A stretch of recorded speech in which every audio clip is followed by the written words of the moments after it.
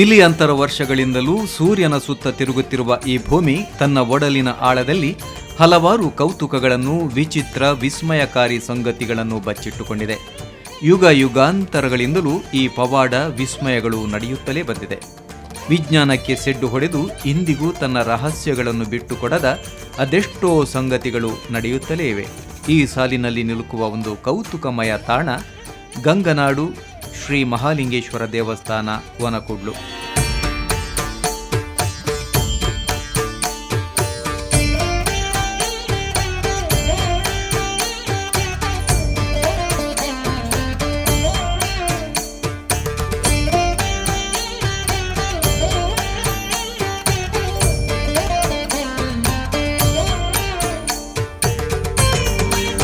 ಇಲ್ಲೊಂದು ಪುರಾತನವಾದ ದೇಗುಲವಿದೆ.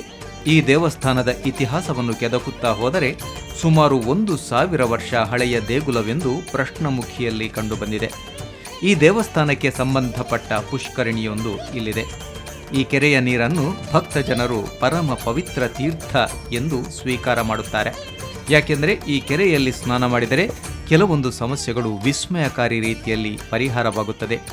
ವಿಶೇಷವಾಗಿ ನಿದ್ದೆಯಲ್ಲಿ ಎದ್ದು ಓಡಾಡುವ ಮಕ್ಕಳು ಈ ಕೆರೆಯ ತೀರ್ಥ ಸ್ನಾನ ಮಾಡಿದರೆ ಅವರ ಸಮಸ್ಯೆಗಳು ದೂರವಾಗುತ್ತದೆ ಎಂಬ ನಂಬಿಕೆ ಇದೆ.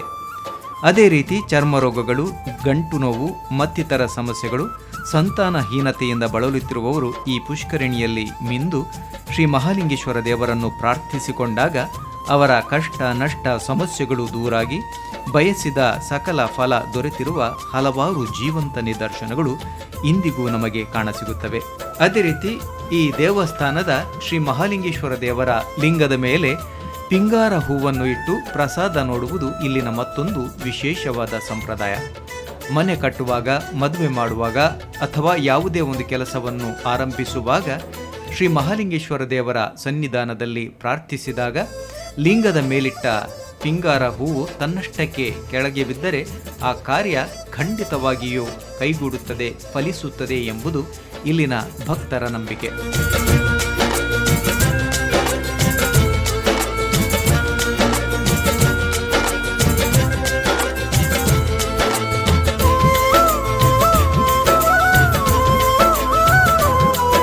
ಅದೇ ರೀತಿ ಪ್ರತಿ ವರ್ಷವೂ ಮಹಾಶಿವರಾತ್ರಿಯಂದು ದೇವಲೋಕದ ಸುರಗಂಗೆ ಅಂದರೆ ಪಾವನೆ ಗಂಗಾ ನದಿಯೇ ನೆಲಾಂತರ್ಗತವಾಗಿ ಹರಿಯುತ್ತಾ ಬಂದು ಇಲ್ಲಿನ ಪುಷ್ಕರಣಿಗೆ ಬಂದು ಸೇರುತ್ತದೆ ಎಂಬ ನಂಬಿಕೆ ಇದೆ. ಹಾಗಾಗಿ ಮಹಾಶಿವರಾತ್ರಿಯಂದು ಈ ಕೆರೆಯಲ್ಲಿ ತೀರ್ಥ ಸ್ನಾನ ಮಾಡಿದರೆ ಸಕಲ ಪಾಪಗಳು ಕಳೆದು ಪುಣ್ಯ ಪ್ರಾಪ್ತಿಯಾಗುತ್ತದೆ ಎಂಬ ನಂಬಿಕೆ ಇದೆ.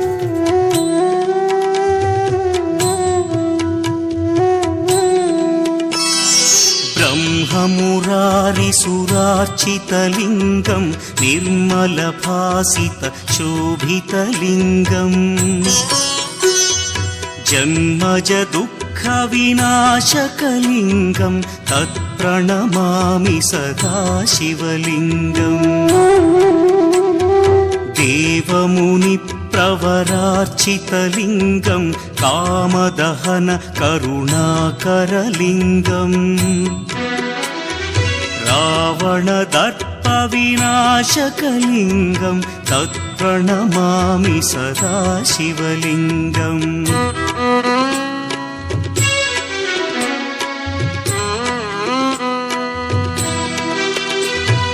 सर्वसुगन्धसुलेपितलिङ्गं बुद्धिविवर्धनकारणलिङ्गं सिद्धसुरासुरवन्दितलिङ्गं तत्प्रणमामि सदा शिवलिङ्गं कनकमहामणिभूषितलिङ्गं फणिपतिवेष्टितशोभितलिङ्गम् दक्षसुयज्ञविनाशनलिङ्गं तत्प्रणमामि सदा शिवलिङ्गम् कुङ्कुमचन्दनलेपितलिङ्गं पङ्कजहार सुशोभितलिङ्गम् सञ्चितपापविनाशनलिङ्गं तत्प्रणमामि सदा शिवलिङ्गम्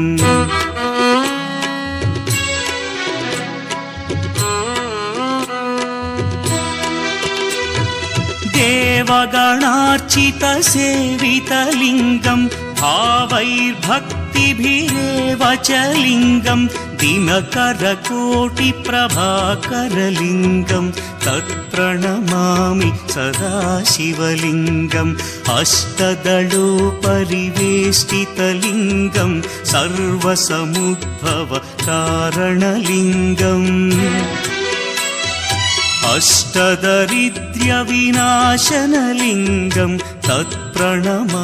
ನಮ್ಮ ಮಾವ ಹೇಳ್ತಾ ಇದ್ದರು, ಹಾಗೆ ದೇವಸ್ಥಾನದಲ್ಲಿ ಇದು ಯಾವುದೇ ಕಾಯಿಲೆ ಬಂದರೆ ನಮ್ಮ ಮಾವನಿಗೆ ಒಮ್ಮೆ 10-16 ವರ್ಷ ಆಗುವಾಗ ಒಂದು ಜ್ವರ ಬಂತಂತೆ. ಒಂದು ತಿಂಗಳು ಇತ್ತಂತೆ ಜ್ವರ. ಎಲ್ಲಿ ಮದ್ದು ಮಾಡಿದರೂ ಗುಣ ಆಗಲಿಲ್ಲ ಅಂಥೇಳಿ ಆಮೇಲೆ ಇದು ಶೆಟ್ರ ಹತ್ರ ಹೋದ್ರಂತೆ. ದೊಡ್ಡ ಶೆಟ್ರು ಅಂತ ಕೃಷ್ಣಪ್ಪ ಶೆಟ್ರು ಇದ್ದರು ಅವಾಗ ಹೋದಾಗ ಭಟ್ರು ಮಾಣಿ ಅಂತ ಹೇಳ್ತಿದ್ರು. ಅವ್ರಿಗೆ ಅವರ ತಂದೆ ಹತ್ರ ಹೇಳಿದ್ರಂತೆ, ನೀವು ಕರ್ಕೊಂಡು ಹೋಗಿ ಕೆರೆಯಲ್ಲಿ ಸ್ನಾನ ಮಾಡಿಸಿ, ದೇವರ ತೀರ್ಥ ಸ್ನಾನ ಮಾಡಿಸಿ, ಆಮೇಲೆ ಪ್ರಸಾದ ಹಚ್ಚಿ ನೀವು ನೋಡಿ ಗುಣ ಆಗ್ತದೆ ಅಂತೇಳಿ ವಾಪಸ್ ಕಳಿಸಿದ್ರಂತೆ ಇಲ್ಲಿ ದೇವಸ್ಥಾನಕ್ಕೆ. ಅವ್ರು ಬಂದು ಕೆರೆಯಲ್ಲಿ ಸ್ನಾನ ಮಾಡಿಸಿ, ಆಮೇಲೆ ದೇವರ ತೀರ್ಥ ಸ್ನಾನ ಮಾಡಿಸಿ, ಇದು ದೇವ್ರ ತೀರ್ಥ ಸ್ನಾನ ಮಾಡಿಸಿ, ಹಾಗೆ ಪ್ರಸಾದ ಹಚ್ಚಿ ಒಂದು ವಾರದೊಳಗೆ ಜ್ವರ ಕಡಿಮೆ ಆಗ್ತಾ ಬಂದು ಅವರು ಸುಮಾರು 82 ವರ್ಷ ಇದ್ದರು, 87 ವರ್ಷ. ಅಷ್ಟರ ತನಕ ಅವರಿಗೆ ಮತ್ತೆ ಜ್ವರ ಅಂತ ಬರಲಿಲ್ಲ. ಕೆರೆಯಲ್ಲೇ ಸ್ನಾನ ಮಾಡಿ ದೇವ್ರ ಪೂಜೆ ಮಾಡ್ತಾಯಿದ್ರು. 75 ವರ್ಷದ ತನಕ ಕೆರೆಯಲ್ಲೇ ಸ್ನಾನ ಮಾಡಿ ದೇವ್ರ ಪೂಜೆ ಮಾಡ್ತಾಯಿದ್ರು. ಮಳೆಗಾಲ ಬೇಸಿಗೆ ಯಾವುದ್ರಲ್ಲಿಯೂ ಅಷ್ಟು ಪವಿತ್ರವಾದ ಕೆರೆ ಅದು ಹಾಗೆ ಹೇಳ್ತಾರೆ, ಪವಿತ್ರವಾದ್ದು. ಶಿವರಾತ್ರಿಯಲ್ಲಿ ಗಂಗೆ ಬರ್ತದೆ ದೇವಸ್ಥಾನಕ್ಕೆ, ಕೆರೆಗೆ ಗಂಗಾ ತೀರ್ಥ ಬರ್ತದೆ ಅಂತ ಶಿವರಾತ್ರಿ ಪ್ರತಿ ವರ್ಷ ಶಿವರಾತ್ರಿಯಲ್ಲಿ ಸ್ನಾನ ಮಾಡಿದರೆ ಮಹಾಪುಣ್ಯ ಅಂತ ಹೇಳ್ತಾರೆ. ಮತ್ತು ಇದು ಔಷಧೀಯ ಗುಣ ಉಂಟು ಅಂತ ಹೇಳ್ತಾರೆ. ಯಾವುದೇ ಇಲ್ಲಿ ಸುಮಾರೆಲ್ಲ ಆಗಿದೆ. ಒಂದು ಮಕ್ಕಳಿಗಾಗಲಿ ರಾತ್ರಿ ಹಠ ಮಾಡೋದು, ನಿದ್ದೆಯಲ್ಲಿ ಎದ್ದು ಓಡುವವರು, ಅವರು ತಂದು ಇಲ್ಲಿ ಕೆರೆಯಲ್ಲಿ ಸ್ನಾನ ಮಾಡಿಸಿ ದೇವರಿಗೆ ರುದ್ರಾಭಿಷೇಕ ಪೂಜೆ ಎಲ್ಲ ಕೊಡಿಸಿ ತೀರ್ಥ ಸ್ನಾನ ಮಾಡಿಸಿ ಹೋದರೆ 1 ತಿಂಗಳೊಳಗೆ ಗುಣ ಆದ್ದು ತುಂಬ ಉಂಟು. ತುಂಬ ಅಂದರೆ ತುಂಬ ಉಂಟು. ನನ್ನ ಕಣ್ಣೆದ್ರೆ ಸುಮಾರು 8-10 ಜನ ನೋಡಿದ್ದೇನೆ ನಾನು. ಮತ್ತು ತುಂಬ ನಡೀತಿತ್ತಂತೆ. ಮತ್ತೊಂದು ವಿಷಯ ಅಂದರೆ ಇದು ಇಲ್ಲಿ ಪ್ರಸಾದ ಆಗೋದೇ ಒಂದು ವಿಶೇಷ. ಮಾಲಿಂಗೇಶ್ವರ ಅಂದರೆ ಪ್ರಸಾದ ಅಂದರೆ ಮಾಲಿಂಗೇಶ್ವರ ಅಷ್ಟು ನಡೀತಾ ಉಂಟು ಇಲ್ಲಿ. ನಾನು ಚಿಕ್ಕದಿಂದ ನೋಡ್ತಾ ಇದ್ದೇನೆ. ಯಾವುದೇ ಒಂದು ಮನೆ ಕಟ್ಟಬೇಕಂತಿದ್ರೆ ಅಲ್ಲಿ ಒಂದು ಗೂಟ ಹುಗಿದು ಬಂದು ಪ್ರಸಾದ ನೋಡ್ತಾರೆ. ಪ್ರಸಾದ ನೋಡಿ ಪ್ರಸಾದ ಆದರೆ ಮಾತ್ರ ಅಲ್ಲಿ ಕಟ್ತಾರೆ. ಒಂದು ಕೊಟ್ಟಿಗೆ ಕಟ್ಟಬೇಕಾದ್ರೆ ಹಾಗೆ ಮಾಲಿಂಗೇಶ್ವರನ ಹತ್ರ ಪ್ರಸಾದ ನೋಡಬೇಕಂತ ಪ್ರಸಾದ ಕೊಟ್ಟರೆ ಮಾತ್ರ ಅಲ್ಲಿ ಇದಾಗ್ತದೆ. ಅಂದರೆ ಅದೇ ಜಾಗದಲ್ಲಿ ಮಾಡ್ತಾರೆ, ಇಲ್ಲಾಂದರೆ ಮತ್ತೆ ಚೇಂಜ್ ಮಾಡಿ ಮತ್ತೆ ಮಾಡ್ತಾರೆ. ಹಾಗೆ 3-4 ತರಹದಲ್ಲಿ ನಡೀತದೆ ಇಲ್ಲಿ, ಯಾವಾಗಲೂ ನಡೆಯುತ್ತದೆ. ಮತ್ತು ಯಾವುದೇ ಒಂದು ಹರಕೆ ಹೇಳ್ಕೊಂಡ್ರೆ, ಗಣಪತಿಗೆ ಒಂದು ಪಂಚಕಜ್ಜಾಯ ಹೇಳ್ಕೊಂಡ್ರೆ ಅದೆಲ್ಲ ನಡೀತಾಯಿತ್ತು. ನಮ್ಮ ಅಮ್ಮ ಪ್ರತಿಯೊಂದಕ್ಕೂ ಗಣಪತಿಗೆ ಒಂದು ಪಂಚಕಜ್ಜಾಯ ಕಾಣಿಕೆ ಹಾಕ್ತೇನೆ ಅಂತ ಹೇಳೋದು. ಎಷ್ಟೋ ನಡೆದಿದೆ ಮಿರಾಕಲ್ಲು. ಹಾಗೆ ಪ್ರತಿಯೊಂದಕ್ಕೂ ಇಲ್ಲಿ ವಿಶೇಷ ಉಂಟು. ತೀರ್ಥ ಸ್ನಾನ ಹಾಗೆ. ನಮ್ಮ ಅಕ್ಕನ ಮಗನಿಗೂ ಹಾಗೆ ನಿದ್ದೆಯಲ್ಲಿ ಎದ್ದು ಓಡ್ತಾ ಇದ್ದ. ಆವಾಗ ಕರ್ಕೊಂಡು ಬಂದು ತೀರ್ಥ ಸ್ನಾನ ಮಾಡಿಸಿ ಪ್ರಸಾದ ಹಚ್ಚಿ ಹೋದ್ಮೇಲೆ ಕಂಪ್ಲೀಟ್ ಗುಣ ಆಗಿದೆ. ಮತ್ತು ಇದು ಇಲ್ಲಿ ಪ್ರಸಾದ ಆಗುವುದಂತ, ಪ್ರಸಾದ ಆಗಲಿಕ್ಕೆ ಆಗೋದಿಲ್ಲ ಅಂತ ಹೇಳಿದ್ರಂತೆ ಯಾರು.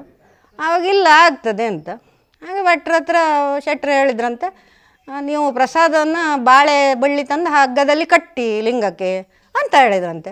ಆವಾಗ ಕಟ್ಟಿದ್ರಂತೆ. ಕಟ್ಟಿ ಮಂಗಳಾರತಿ ಆಗುವಾಗ ಹಗ್ಗ ಬಳ್ಳಿ ಹರಿದು ಪ್ರಸಾದ ಆಯ್ತಂತೆ.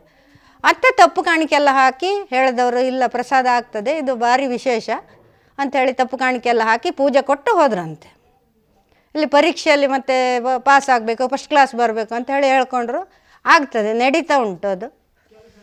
ಪರೀಕ್ಷೆ ಬರೆದ್ರೆ ಒಳ್ಳೆ ಇದಾಗಬೇಕು ಅಂಥೇಳಿ. ಮತ್ತು ನಮ್ಮ ಅಮ್ಮನಿಗೂ ಹಾಗೆ.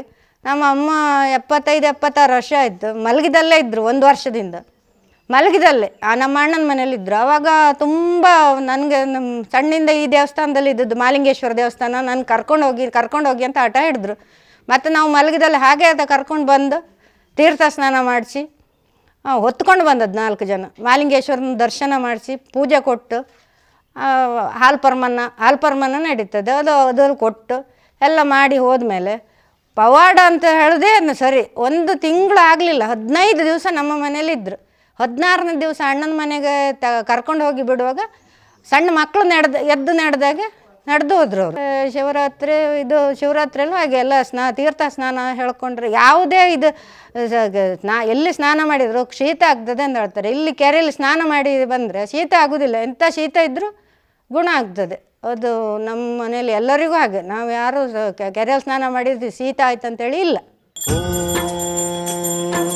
ಮಹಾಪ್ರಾಣದೀಪಂ ಶಿವಂ ಶಿವಂ ಮಹುಂಕಾರರೂಪಂ ಶಿವಂ ಶಿವಂ ಮಹಾಸೂರ್ಯಚಂದ್ರಾಗ್ನಿನೇತ್ರಂ ಪವಿತ್ರಂ ಮಹಾಗಾಢತಿಮಿರಾಂತಕಂ ಸೌರಗಾತ್ರಂ ಮಹಾಕಾಂತಿಬೀಜಂ ಮಹಾದಿವ್ಯತೇಜಂ ಭವಾನಿ ಸಮೇತಂ ಭಜೆ ಮಂಜುನಾಥಂ. ಓಂ ನಮಃ ಶಂಕರಾಯ ಚ ಮಯಸ್ಕರಾಯ ಚ ನಮಃ ಶಿವಾಯ ಚ ಶಿವತರಾಯ ಚ ಭವಹರಾಯ ಚ ಮಹಾಪ್ರಾಣದೀಪಂ ಶಿವಂ ಶಿವಂ ಭಜೆ ಮಂಜುನಾಥಂ ಶಿವಂ ಶಿವಂ ಅದ್ವೈತ ಭಾಸ್ಕರಂ ಅರ್ಧನಾರೀಶ್ವರಂ ತ್ರಿದಶ ಹೃದಯಂಗಮಂ ಚತುರ್ದಧಿ ಸಂಗಮಂ ಪಂಚಭೂತಾತ್ಮಕಂ ಷಟ್ಶತ್ರುನಾಶಕಂ ಸಪ್ತಸ್ವರೇಶ್ವರಂ ಅಷ್ಟಸಿದ್ಧೀಶ್ವರಂ ನವರಸ ಮನೋಹರಂ ದಶ ದಿಶಾಸು ವಿಮಲಂ ಏಕಾದಶೋಜ್ವಲಂ ಮೇಕನಾಥೇಶ್ವರಂ ಪ್ರಸ್ತುತಿವ ಶಂಕರಂ ಪ್ರಣತ ಜನ ಕಿಂಕರಂ ದುರ್ಜನ ಭಯಂಕರಂ ಸಜ್ಜನ ಶುಭಂಕರಂ ಪ್ರಾಣಿ ಭವತಾರಕಂ ಪ್ರಕೃತಿ ಹಿತಕಾರಕಂ ಭುವನ ಭವ್ಯ ಭವನಾಯಕಂ ಭಾಗ್ಯಾತ್ಮಕಂ ರಕ್ಷಕಂ ಈಶಂ ಸುರೇಶಂ ಋಷೇಶಂ ಪರೇಶಂ ನಟೇಶಂ ಗೌರೀಶಂ ಗಣೇಶಂ ಭೂತೇಶಂ ಮಹಾಮಧುರ ಪಂಚಾಕ್ಷರಿ ಮಂತ್ರಮಾರ್ಷಂ ಮಹಾಹರ್ಷ ವರ್ಷ ಪ್ರವರ್ಷಂ ಸುಶೀರ್ಷಂ ನಮೋ ಹರಾಯ ಚ ಸ್ಮರಹರಾಯ ಚ ಪುರಹರಾಯ ಚ ರುದ್ರಾಯ ಚ ಭದ್ರಾಯ ಚ ಇಂದ್ರಾಯ ಚ ನಿತ್ಯಾಯ ಚ ನಿರ್ನಿದ್ರಾಯ ಚ.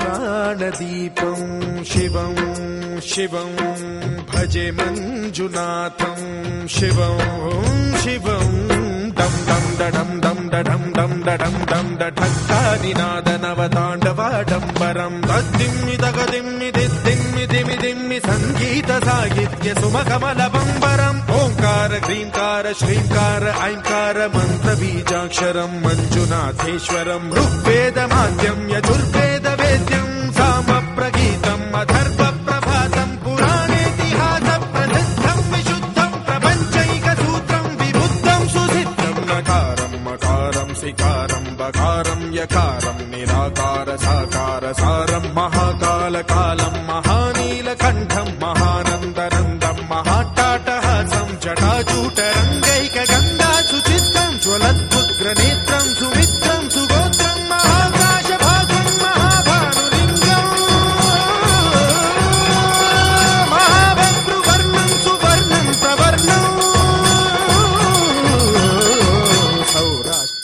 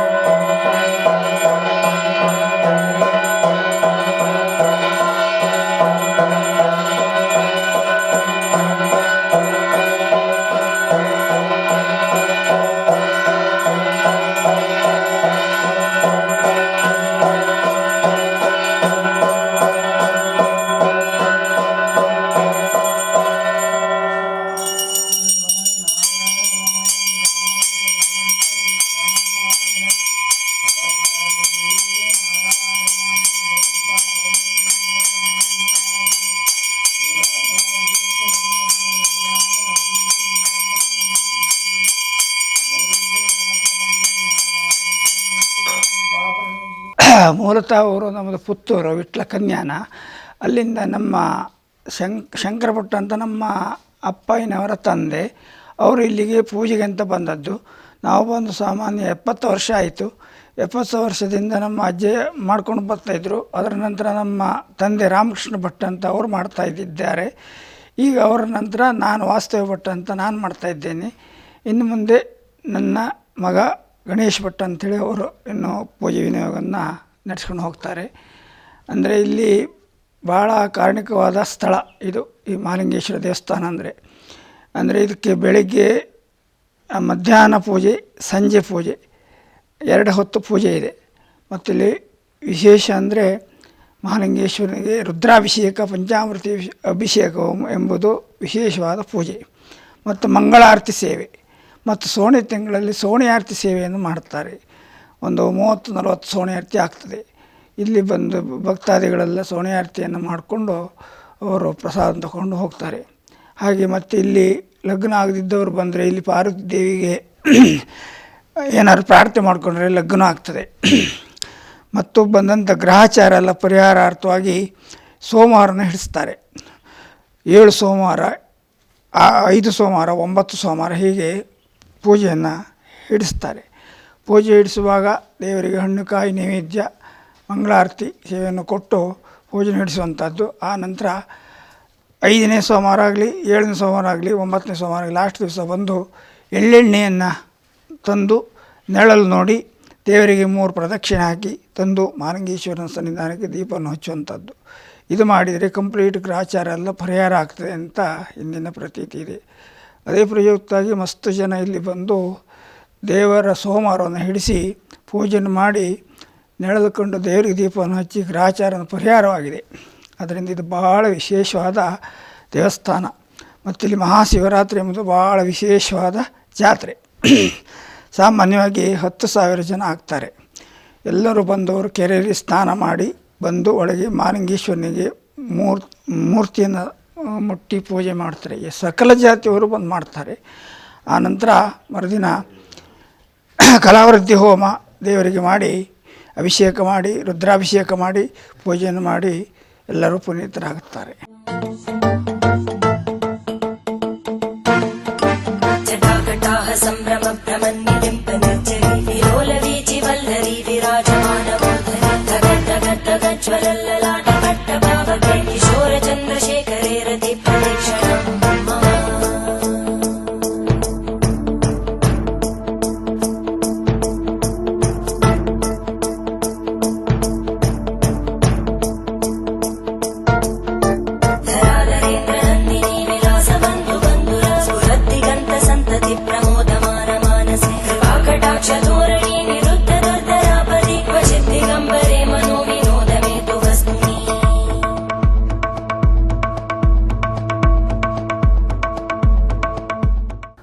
ನಮ್ಮ ದೇವಸ್ಥಾನ ಸುಮಾರು 1,000 ವರ್ಷಗಳ ಇತಿಹಾಸ ಇರುವಂಥ ದೇವಸ್ಥಾನ. ಇದು ಒಮ್ಮೆ ಏನೋ ಯಾವುದೋ ಕಾರಣಕ್ಕೆ ಇದು ಒಮ್ಮೆ ಇದಾಗಿದ್ದು ಅಳಿದು ದೇವಸ್ಥಾನದ ಲಿಂಗವನ್ನು ಕೆರೆಯಲ್ಲಿ ಮಹಿಷಮರ್ದಿನಿಯ ವಿಗ್ರಹ, ಮಹಾಗಣಪತಿ ವಿಗ್ರಹವನ್ನೆಲ್ಲ ಕೆರೆಯಲ್ಲಿ ಹಾಕಿದರು. ಒಂದು ಪಾಳುಬಿದ್ದ ದೇವಸ್ಥಾನವನ್ನು ನಮ್ಮ ಎಡ್ತ್ರೆ ಮನೆತನದ ತನದವರು ಬಂದು ಅವರು ಇಲ್ಲಿ ಅವರು ತುಂಬ ಆಸ್ತಿಯ ಧನಿಗಳಾಗಿದ್ದು ತೋಟ ಎಲ್ಲ ರಿಪೇರಿ ಬಂದಾಗ ಪುಷ್ಕರಣಿಯಲ್ಲಿ ಲಿಂಗವನ್ನು ನೋಡಿದರು. ಆ ಲಿಂಗ ತಂತ್ರಿಗಳ ಮುಖೇನವಾಗಿ ಈಶ್ವರನ ಲಿಂಗವನ್ನು ಮರು ಸ್ಥಾಪಿಸಿ ಆನಂತರ ಮಹಿಷಮರ್ದಿನಿ ಮತ್ತು ಗಣಪತಿಯ ವಿಗ್ರಹ ಭಿನ್ನ ಆಗಿದೆ ಅಂತ ಹೊಸ ವಿಗ್ರಹಗಳನ್ನಿಟ್ಟು ದೇವರ ಪೂಜೆ ನಡೀತಾ ಇದೆ. ಈ ಮಹಾಲಿಂಗೇಶ್ವರನನ್ನು ಯಾರು ಪೂಜಿಸ್ತಾರೋ ಅವರಿಗೆ ಸಕಲ ರೀತಿಯಲ್ಲಿಯೂ ಆ ದೇವರು ಅನುಗ್ರಹ ಮಾಡಿದ್ದಾನೆ. ಇಲ್ಲಿ ತುಂಬ ಜನ ರಾಜಕಾರಣಿಗಳು ಬಂದು ತಮ್ಮ ಇಷ್ಟಾರ್ಥಗಳನ್ನು ಬೇಡಿಕೊಂಡು ಹೋದಾಗ ಅವರ ಕಾರ್ಯ ಯಶಸ್ವಿಯಾಗಿದೆ. ನಮ್ಮ 3 ಜನ ಜಿಲ್ಲಾಧಿಕಾರಿಗಳು ಸಹ ಇಲ್ಲಿಗೆ ಭೇಟಿ ನೀಡಿದರು. ಅವರು AC ಆಗಿದ್ದವರು ಕೆಲವರು DC ಆಗಿ ಒಂದೇ ವರ್ಷದಲ್ಲಿ ಅತ್ಯುನ್ನತ ಹುದ್ದೆ ಪಡೆದರು.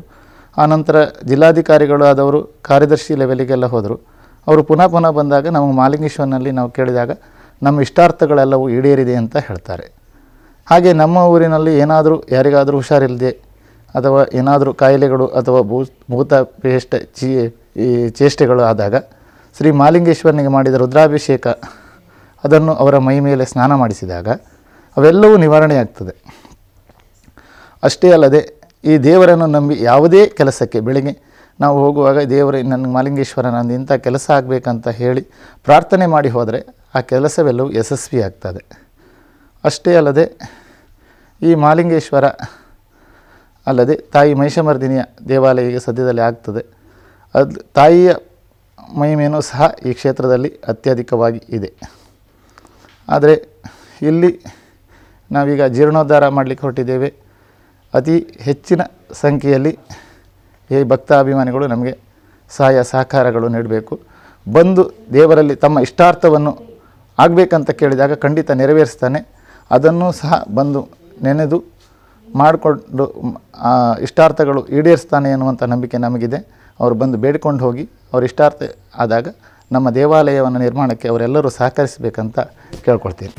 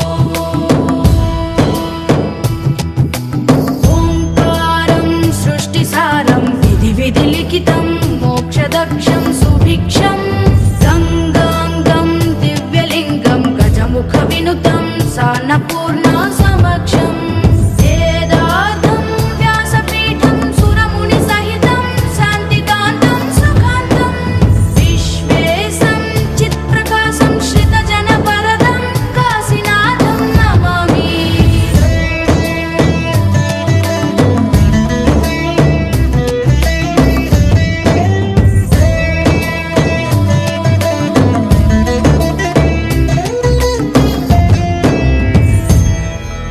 ಸಾಧಾರಣ 1000 ವರ್ಷದ ಹಿಂದಿನ ಪುರಾತನ ದೇವಸ್ಥಾನ ಮಹಾಲಿಂಗೇಶ್ವರ ದೇವಸ್ಥಾನ ಒನಕೊಡ್ಲು, ಗಂಗಾನಾಡು ಮಹಾಲಿಂಗೇಶ್ವರ ಒನಕೊಡ್ಲು ಅಂತ.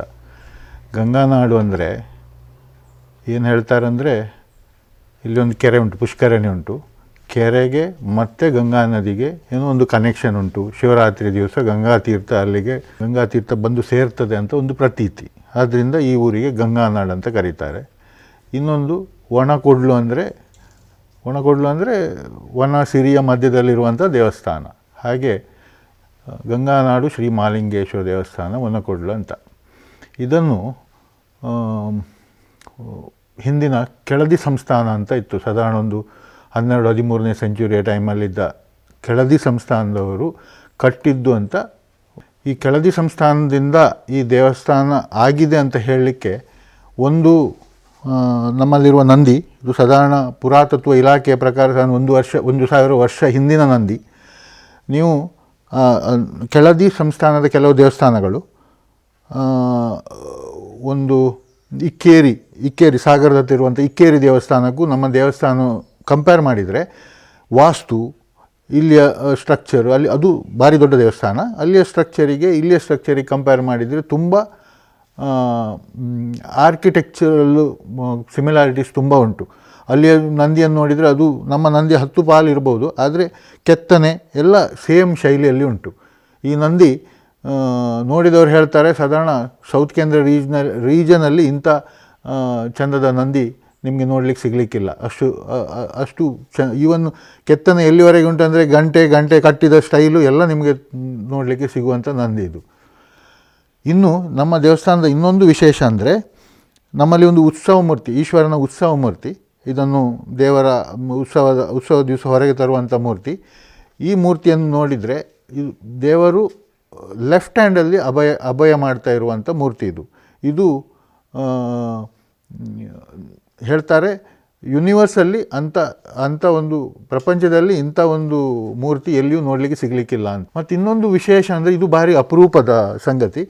ನಮ್ಮಲ್ಲಿ ಶಿವರಾತ್ರಿಗೆ ಯಾರು ಬೇಕಾದರೂ ಪುಷ್ಕರಣಿಯಲ್ಲಿ ಸ್ನಾನ ಮಾಡಿ ಗರ್ಭಗುಡಿಯ ಒಳಗೆ ಹೋಗಿ ಈಶ್ವರನನ್ನು ಮುಟ್ಟಿ ಪೂಜೆ ಮಾಡುವಂಥ ಒಂದು ಪ್ರತೀತಿ ಕೆಲವು 100 ವರ್ಷಗಳಿಂದ ನಡ್ಕೊಂಡು ಬಂದಿದೆ. ಅದು ಈಗಲೂ ಮುಂದುವರಿತಾ ಇದೆ. ಬರುವವರು ಶುದ್ಧಾಚಾರದಲ್ಲಿದ್ದು ಕೆರೆಯಲ್ಲಿ ಸ್ನಾನ ಮಾಡಿ ಒಳಗೆ ಬಂದು ದೇವರ ಪಂಚಾಮೃತ ಸೇವೆ ಆರತಿ ಗಿರತಿ ಎಲ್ಲ ಮಾಡಿ ಹೋಗುವಂಥ ವ್ಯವಸ್ಥೆ. ಇದು ಸೌತ್ ಇಂಡಿಯಾದಲ್ಲಿ ಎಲ್ಲಿಯೂ ನಿಮಗೆ ಸಿಗಲಿಕ್ಕಿಲ್ಲ. ಒಂದು ಪ್ಲೇಸ್ ಅಂದರೆ ಗೋಕರ್ಣ. ಅದು ನಿಮಗೆ ಅಂಥ ಈ ಟೈಪಿನ ಫೀಲಿಂಗ್ ಬರಲಿಕ್ಕಿಲ್ಲ. ದೇವರನ್ನು ಮುಟ್ಟುವುದಂದರೆ ಏನೋ ಒಂದು ಭಾವನೆ ಉದ್ಭವಿಸ್ತದೆ ಮುಟ್ಟುವಾಗ. ಇದು ನನ್ನ ಪರ್ಸ್ನಲ್ ಎಕ್ಸ್ಪೀರಿಯೆನ್ಸ್.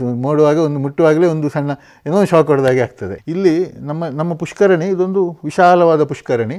ಇದರ ಆರ್ಕಿಟೆಕ್ಚರ್ ಹೇಗೆ ಉಂಟಂದರೆ, ನಮಗೆ ಆ ನೀರು ಇನ್ನೂ ಖಾಲಿ ಮಾಡಲಿಕ್ಕೆ ಆಗಲಿಲ್ಲ. ಆದರೆ ಅಷ್ಟಮಂಗಳದಲ್ಲಿ ಬಂದ ಲೆಕ್ಕದಲ್ಲಿ, ಹಿಂದಿನವರು ನೋಡಿದ ಲೆಕ್ಕದಲ್ಲಿ ಈ ಕೆರೆ ಹೇಗೆ ಉಂಟಂದರೆ, ಅಡಿಯಲ್ಲಿ ಕಪ್ಪು ಕಲ್ಲಿನಿಂದ, ಕೆರೆಯ ಅಡಿಭಾಗವನ್ನು ಕಪ್ಪು ಕಲ್ಲಿನಿಂದ ಹಾಸಿದ್ದಾರೆ.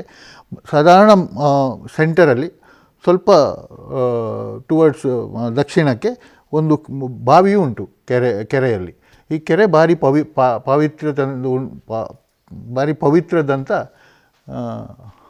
ಜನರ ನಂಬಿಕೆ. ಮತ್ತು ನಮ್ಮ ಪರಿಹಾರ ದೇವರುಗಳು ಅಂದರೆ ಒಂದು ಯಕ್ಷಿ, ನಾಗ, ಜಟ್ಟಿಗ, ಹಾಗೆ ಇನ್ನೊಂದು ನಾಗಬನ, 2 ನಾಗಬನಗಳು, ಹಾಗೆ ಇವರೆಲ್ಲ ಪರಿವಾರ ದೇವರುಗಳು. ನಮ್ಮಲ್ಲಿ ಆ್ಯಕ್ಚುಲಿ ನಮ್ಮ ಕೆರೆ ದಂಡೆಯಲ್ಲಿ 2 ಮೂರ್ತಿ ಇತ್ತು. ಒಂದು ಗಣಪತಿ, ಇನ್ನೊಂದು ಮಹಿಷಮರ್ದಿನಿ. ಇಲ್ಲಿ ಯಾವುದೇ ಕುರು ಇಲ್ಲದ ದೇವಸ್ಥಾನ ನಾಶ ಆದ ಯಾವುದೇ ಕುರು ಇಲ್ಲದ ಕಾರಣ ಆ 2 ಮೂರ್ತಿಯನ್ನು ನನ್ನ ಹಿರಿಯಂದಿರು ಧರ್ಮಸ್ಥಳ ಮ್ಯೂಸಿಯಮ್ಗೆ ಕೊಟ್ಟಿದ್ದರು. ಆದರೆ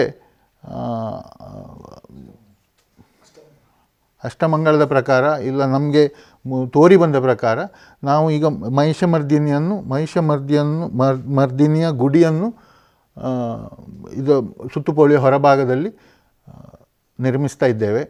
ಆ ದೇವಿಯ ಮೂರ್ತಿ ಸಾಧಾರಣ 10ನೇ ಸೆಂಚುರಿದು ಅಂತ ಹೇಳ್ತಾರೆ.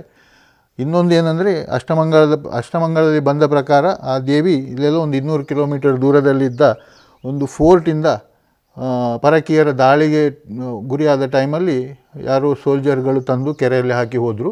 ಅದನ್ನು ನಮ್ಮ ದೇವಸ್ಥಾನಕ್ಕೆ ಸಂಬಂಧಪಟ್ಟವರು ತೆಗೆದು ಸೈಡಿಗಿಟ್ಟು ಪೂಜೆ ಮಾಡ್ತಾಯಿದ್ರು ಅಂತ. ನಮ್ಮ ದೇವಸ್ಥಾನದಲ್ಲಿ ಒಂದು ಕ್ರಮ ಅಂದರೆ ಪ್ರಸಾದ ನೋಡುವಂಥದ್ದು. ಪ್ರಸಾದ ಅಂದರೆ ದೇವರ ಲಿಂಗದ ಮೇಲೆ ಸಿಂಗಾರದ ಹೂವನ್ನಿಟ್ಟು ಪೂಜೆ ಮಾಡುವಾಗ ಅದು ಲಿಂಗದಿಂದ ಬಿದ್ದರೆ ನಾವು ಎಣಿಸಿದ್ದು ಆಗ್ತದಂತ ಲೆಕ್ಕ.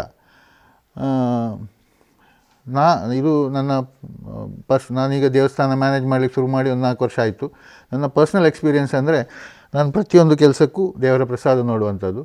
ಒಂದು ಸಣ್ಣ ಎಕ್ಸಾಂಪಲ್ ಅಂದರೆ, ನಾನೊಂದು ಅಷ್ಟಮಂಗಳ ಪ್ರಶ್ನೆಗೆ ಒಬ್ಬರನ್ನು ಫಿಕ್ಸ್ ಮಾಡಿದ್ದೆ. ಚೀಟಿಯಲ್ಲಿ ಬಂದ ಪ್ರಕಾರ ಬೇಳ ಪದ್ಮನಾಭ ಶರ್ಮಾ ಅಂತ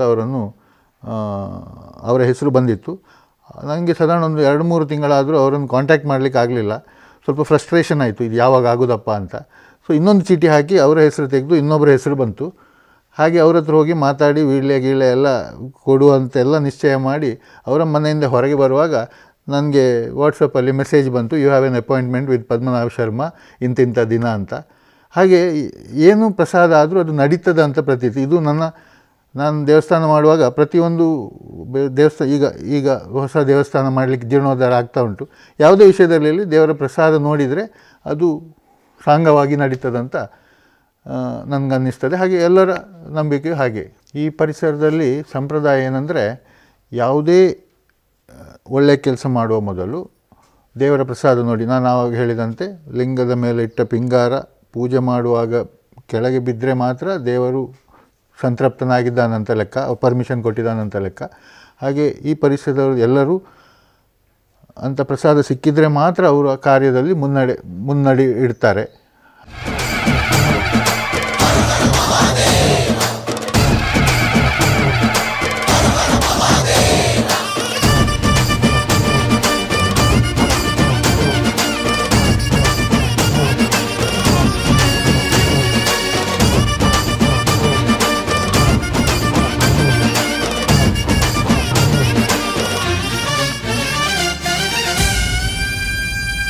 ಹಿಂದೆ ಈ ದೇವಸ್ಥಾನವು ಕೆಳದಿ ಸಂಸ್ಥಾನಕ್ಕೆ ಸೇರಿದ್ದು ಅದರ ಆಡಳಿತಕ್ಕೆ ಒಳಪಟ್ಟಿದ್ದು ಆ ನಂತರದಲ್ಲಿ ಪಾಳು ಬಿದ್ದಿತ್ತು ಎಂಬ ಮಾಹಿತಿ ಲಭ್ಯವಾಗುತ್ತದೆ. ಸುಮಾರು 250 ವರ್ಷಗಳ ಹಿಂದೆ ಪಾಳು ಬಿದ್ದಿದ್ದ ಈ ದೇವಸ್ಥಾನವನ್ನು ಎಡ್ತರೆ ಮನೆತನದ ದುಗ್ಗಪ್ಪ ಶೆಟ್ಟಿಯವರು ನೂತನವಾಗಿ ನಿರ್ಮಿಸಿದ್ದ ದಾಖಲೆಗಳು ಕೂಡ ನಮಗೆ ಸಿಗುತ್ತವೆ.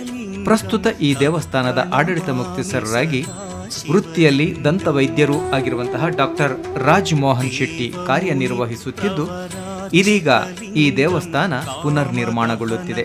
ಸಹಸ್ರ ಭಕ್ತರ ಅಪೇಕ್ಷೆಯಂತೆ, ದೇವರ ಅನುಗ್ರಹ ಪ್ರೇರಣೆಯಂತೆ ಸರ್ವಾಂಗ ಸುಂದರವಾಗಿ ಈ ದೇವಸ್ಥಾನ ನಿರ್ಮಾಣಗೊಳ್ಳುತ್ತಿದ್ದು, ಸಹಸ್ರಮಾನದ ಇತಿಹಾಸಕ್ಕೆ ಸಾಕ್ಷಿಯಾಗಿ ಭಕ್ತಕೋಟೆಯನ್ನು ಶ್ರೀ ಮಹಾಲಿಂಗೇಶ್ವರ ದೇವರು ಅನುಗ್ರಹಿಸಲಿದ್ದಾರೆ.